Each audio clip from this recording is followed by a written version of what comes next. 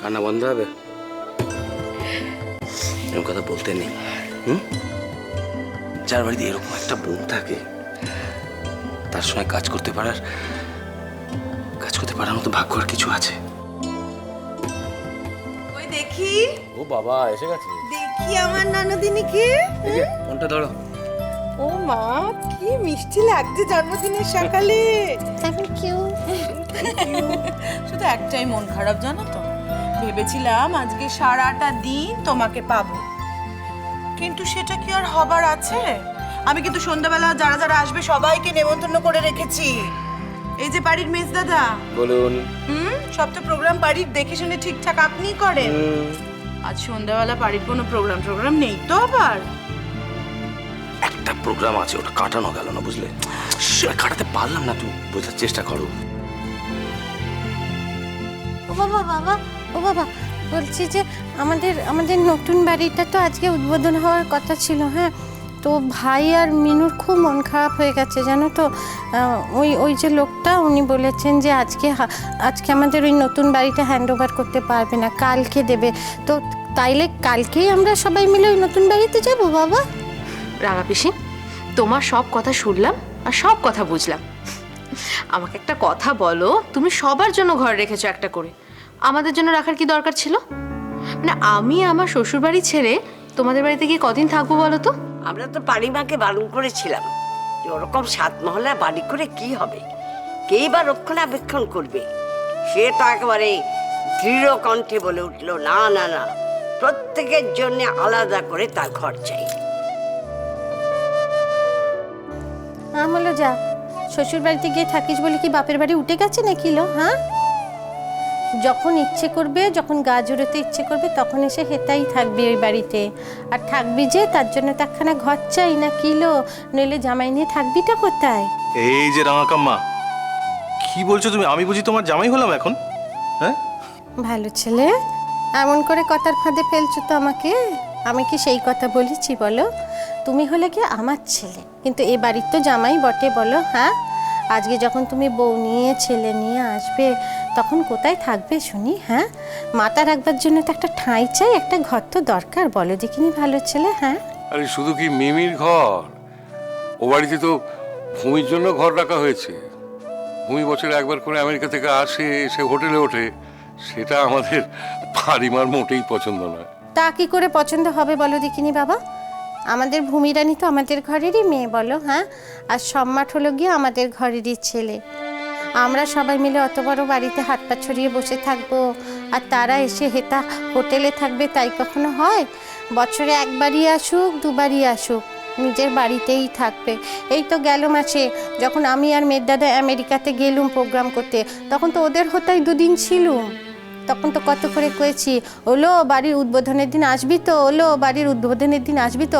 একটা কথাও কয়নি আমার সাথে, খালি দুজনে মিলে চুপটি করে হাসছিল আর একে অপরের মুখের দিকে দেখছিল। কি করবে কে জানে। বলছি ওরা এখন আসছে না কেন? বললো তো ফ্লাইট ল্যান্ড করে গেছে। ছোটো, তোমাকে আমি কালকে বললাম না যে সম্রাট তার একটা ভাই এয়ারপোর্টের সামনে ফ্ল্যাট নিয়ে থাকছে, ওরা আগে সেখানে যাবে, দেখা করবে, তারপর এখানে আসবে। এই তো এলো বলে। এই শোনো, তুমি সব সময় কেলো করো, আবার আজকে কেলো করে সব বলে দিও না আগে থেকে। রাঙা পিসি, তোমার জন্মদিনে কেমন সুন্দর করে আমরা টেবিল সাজিয়েছি, একবারও তো দেখলে না এখানে এসে? আমি জানি আরছি যখন সাজিয়েছে তখন সেটা সবচেয়ে ভালো হবে। হ্যাঁ, দেখলে তো, আমরা সবাই মিলে সাজিয়েছি, কিন্তু রাঙা পিসি আমায় সব থেকে বেশি নাম্বার দিয়েছে। ও বাবা, রাঙাকাম্মা দেখছি আজকাল খুব পার্সিয়ালিটি করছে। আরশি বৌদিকে নম্বর দিল আর আমাদের কাউকে নম্বরই দিল না। ও কথা বলুনি ভালো ছেলে, তোমাদেরকে তো প্রথম থেকেই ভালোবাসতুম, কিন্তু আরশি রানী এসে ওর ভালোবাসাটা আমার থেকে আদায় করে নিয়েছে। হ্যাঁ, ওকে তো আর ভালোবাসতুম নি, ও তো আমাকে শিখিয়েছে কি করে ভালোবাসতে হয়, কি করে নিজেকে সুন্দর রাখতে হয়, কি করে সংসারের অন্য মানুষদের সুন্দর করে সাজিয়ে গুছিয়ে রাখতে হয়, সংসার কি করে সুন্দর রাখতে হয়। সেই জন্য গিয়ে ওর নাম্বারটা একটুখানি বেশিই থাকবে। হ্যাঁ,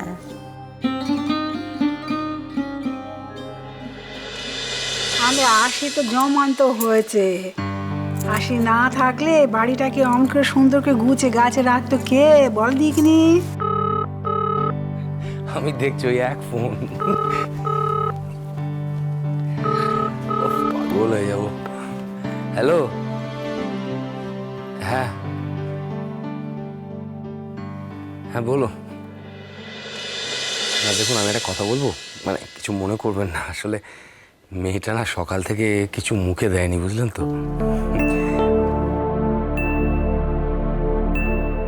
কথা বলবে? ও আচ্ছা আচ্ছা আচ্ছা আচ্ছা, ধরুন ধরুন ধরুন ধরুন ধরুন ধরুন, দিচ্ছি দিচ্ছি, পারি? হ্যাঁ হ্যাঁ। হ্যালো, হ্যাঁ হ্যাঁ, কে বলছেন? হ্যাঁ হ্যাঁ হ্যাঁ, ধন্যবাদ ভাই, ধন্যবাদ, অনেক ধন্যবাদ। আমার জন্মদিন মনে করে ফোন করেছেন। হ্যাঁ হ্যাঁ, ফুল যখন পাঠিয়েছেন নিশ্চয়ই পেয়ে যাবো, হ্যাঁ নিশ্চয়ই পাবো। হ্যাঁ, থ্যাংক ইউ থ্যাংক ইউ, হ্যাঁ রাখি। হ্যাঁ দাদু ভাই, তুমি কি পেপারটা পড়বে এখন? কেন, তুমি পড়বে? নাও না নাও না, আমি তো পারি মা, না বেরোলে পড়তে পারবো না, তুই পড়।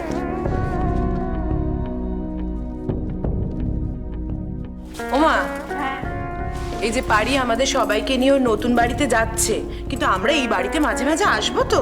ও মা, মেজবো মা, এ বাড়িতে না এলে আমরা বাঁচবো কি করে বল গদি? বাঁচবো কি করে? কত ঘটনা, কত স্মৃতি জড়িয়ে আছে বল দেখিনি এ বাড়ির সাথে। এলে তো সব মন পড়ে যাবে। আর ওদিকে দেখো না, বড় বৌমা খুব মন খারাপ। হ্যাঁ, বলেকে পারলে তো আমি সব কিছু এখান থেকে তুলে নিয়ে যায়। খালি বলছে কোনটা ছেড়ে কোনটা নিয়ে বলুন দেখিনি মা। আমি তো তাকে বোঝাই আমরা তো আসবো, ফিরে বাড়িতে আসবো। সে বলে একবার নতুন বাড়িতে চলে গেলে আর কি আর ঘন ঘন বাড়িতে আসতে পারবো না মা, না মোটে নেই মোটে নেই। ওমা, আর যাই হোক না কেন, পারির জন্মদিন কিন্তু প্রত্যেক বছর আমরা এই বাড়িতেই পালন করব, নতুন বাড়িতে নয় কিন্তু। তা বই কি মেজো বৌদি, এই ঘরে আসতে হবে না? এই ঘর থেকেই তো আমাদের নতুন জন্মান্তর হলো, বলে দেখিনি। হ্যাঁ, নতুন করে জন্ম হলো না এই ঘর থেকে। শ্রীময়ী, একটা কথা বলি শোনো, আমার এই বোন শুধুমাত্র গান গেয়ে কলকাতার মতন একটা শহরের প্রাণ কেন্দ্রে 7 মহলার একটা বাড়ি বানিয়েছে। যে বোনের উপর আমাদের ভরসা ছিল না, সেই বোন আজ আমাদের সকলকে খাওয়াচ্ছে, পড়াচ্ছে, দিন দুর্গতদের সেবা করছে, তাদের জন্য খরচা করছে। কত অনাথ আশ্রম, কত অটিস্টিক বাচ্চাদের জন্য খরচা করছে, কোনো আইডিয়া আছে? তোমরা ভাবতে পারবে না, আসলে আমি ওর অ্যাকাউন্টসটা দেখি তো, আমি সত্যি বলছি, আমি জানি কি করছে ও, তুমি ভাবতে পারবে না। প্রত্যেক দিন তো পারিকে দেখে একটু একটু করে মানুষ হওয়ার চেষ্টা করছি। পারিকে দেখেই তো মানুষ হতে শিখছি গো। মানুষ জন্ম যখন পেয়েছি তখন সেটাকে সার্থক করতে হবে না? বাবা সবসময় শিখেছে যে তোমার যা আছে পারি, তোমার নাম যশ অর্থ যা আছে সব তোমার একার জন্য নয়, সব মানুষের সঙ্গে ভাগ করে নিতে হয়।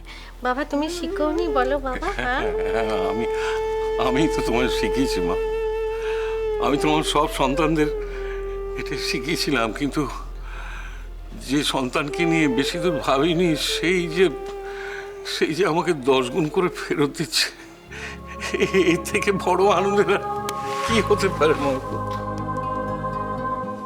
আমি তো সব চারপাশের মানুষকে ভালো দেখতে চাই বলো। হ্যাঁ, আমার চারপাশে যা আছে সবাইকে আমি ভালো দেখতে চাই। হ্যাঁ, তোমরা ভালো আছো বলেই তো আমি দেশে বিদেশে গিয়ে গান করতে পারি, সবাইকে গান শোনাতে পারি, এত পরিশ্রম করতে পারি। আমি চাই আমার চারপাশের মানুষগুলো সব ভালো থাকুক, তবেই আমি পরিশ্রম করতে পারবো। আসলে তো আমি নিজের জন্যই করছি, তোমাদের জন্য করা মানে তো নিজের জন্যই করা, তাই না বাবা বলো? হ্যাঁ।